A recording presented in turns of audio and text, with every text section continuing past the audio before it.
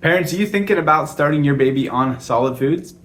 Before you grab the rice cereal, please pause and watch this video. What I want to talk about is why grains are really the worst option you could start with for a kid, and how to know when is the timing right? When is our little baby ready for something besides breast milk or formula? Because that's not something you can base off of just their age. So let's start by understanding why the grains aren't the best option. And to do that, we need to understand what our baby's designed for, right? Which is breast milk, which is nursing. Breast milk is primarily a fat, right? Their GI systems are designed to process fat. Complex grains, whether it is rice or oats or barley or whatever else is getting added to the bottle, that is incredibly complex and way harder for them to process and digest. So when we do that too soon, when we are adding that in as the first food, sure, it can help with some things, right? That is something that is especially common when a baby is struggling with spit up or they're struggling with reflux. They're told to add that to the bottle because it'll limit the spitting up. But it's doing it not by fixing the actual problem, it's doing it by just creating sludge in their stomach, right? Sure, if you pour cement in, there's less that's gonna come back up, but that's not the actual issue. And what it leads to is way more challenges down the road. It's irritating their gut because they don't have the enzymes to properly break it down. So now they're fussy, gassy, bloated, maybe constipated, or the opposite, having diarrhea.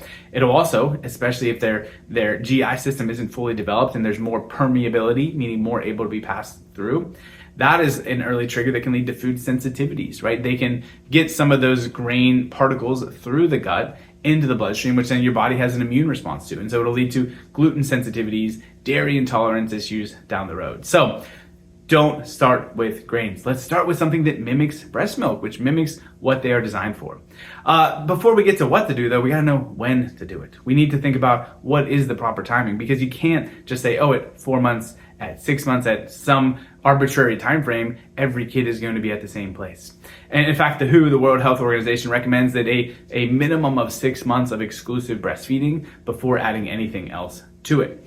What are some of the indicators that we want to look at? One is we want them to be able to sit up on their own, right? There's 5 things I want you to check off here. One is sitting up. They're able to not just, kind of be upright for a second and then they flop over, but we want a kid that's able to engage. If they're able to be sitting up and holding that tone, it's a good sign that they're able to introduce foods. Another thing is starting teething. These are indicators that the way that their GI and their gut system has changed, they've started creating some of the enzymes that are needed to break down and process other foods.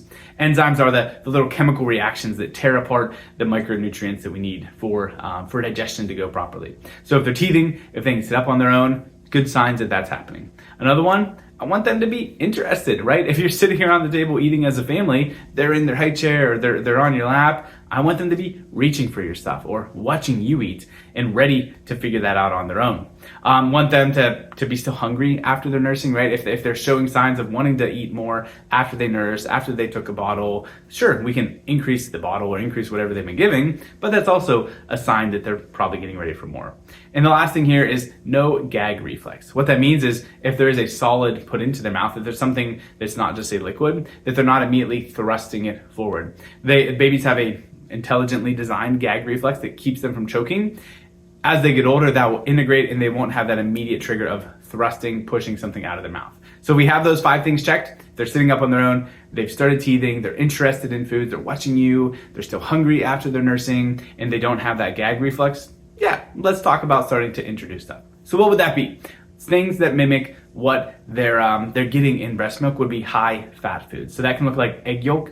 You can soft boil it, so it's kind of in a mushy, crumbly state, and they can eat egg yolk as one of those early foods. The egg whites are a completely different thing, right? The protein in the eggs, harder to digest and harder to process. Egg yolks are an awesome one. Very rich in a lot of different vitamins, vitamin A, and that's something that they need in those early phases. Another one that's really great because it's such a high nutrient dense food is avocados. Avocados are really high in fat, and that's more similar to what they've been used to in that breast milk process.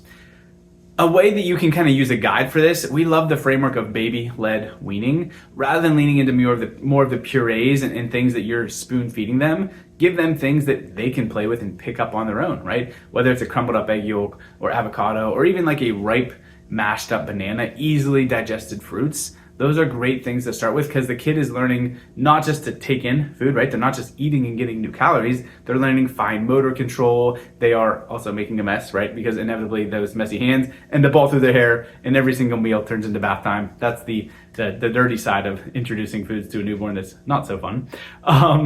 Cute when they're doing it, not so cute when you have to clean them up. Those are great first foods though, things that they can pick up on their own. If you do want to do it yourself, you can make your own purees, right? You can use breast milk or some sort of clean bone broth as the liquid, and you can emulsify or blend up some of these different things we're talking about. Even grass-fed, easily digestible meats, right? You could have ground beef that you puree with breast milk or with one of those other things, and they're able to process those way sooner than the grains. I would encourage you to wait on the grains, wait on those complex carbohydrates till after a year old, because they have a way greater chance of being able to process them at that point, and you're way more likely to not end up with a sensitivity or some sort of irritation. Listen, don't panic, parents, if you introduce your kid to something. If you give them avocado and they hate it and they look the other way and they make a face, give it time, right? Give it a month, give it a couple weeks, try again. Their tastes are changing all the time. Their mood and their temperament changes all the time, as you know, if you've been with a kid for any time greater than 10 seconds. Don't think of it as just a one or done. Give them 2 or 3 times and you'll figure out, yeah, okay, they didn't like it the first time, but here, now at 9 months instead of 7 months, they're on board and all about it. So don't panic if they hate something the first time you do it. When you're like, oh, I wanted to give them this perfect, healthy avocado or healthy egg yolk and they hate it. What do I do now? Try other stuff, and in the meantime, you don't have to just wait, but try again later, and good chance of them coming around and wanting to try again at that point. So, final request, guys, please share this with other people. There are so many misconceptions. I hate seeing parents have a conversation with me, after they bring in a kid that's struggling. They're like, oh my gosh, I wish someone would have told me that grains aren't the best way to start, or I wish someone had told me they've got the toddler or they've got a school-age kiddo with eczema and food sensitivities and they had no idea that it could start in those early months. Please share this information so that more people can understand this and not make the same mistakes that have been so common. The other thing I want you to understand, if your kid is struggling with GI issues and gut health, there's a good chance that their nervous system is pretty dysregulated as well, right? If they're fussy and tense, and especially if they're dealing with maybe constipation issues when you've introduced solids, or they're dealing with spitting up or reflux or sensitivities to it, the connection between the immune system and the digestive system and the nervous system is, you can't separate them, right? Because neurology runs everything else. Specifically the autonomic nervous system, your sympathetic and parasympathetic balance for your kid. If they're in a fight or flight, stressed out, dysregulated state, even if you're giving them the perfect nutrition, their body's not going to be able to process it well. And that's why we're so passionate about every kid having pediatric chiropractic in their life. That's what our scans are for. Our neurological tests let us objectively measure and assess how is the kid's nervous system functioning. Are they in a really well balanced and regulated state, or are they stuck in fight or flight, stuck in stress and survival? So if you got other concerns, if you've got other questions about your kid's development, please reach out. Please contact the team, send us a message. We'd love to chat about what that process looks like and get those scans scheduled for your kid so we can help them thrive.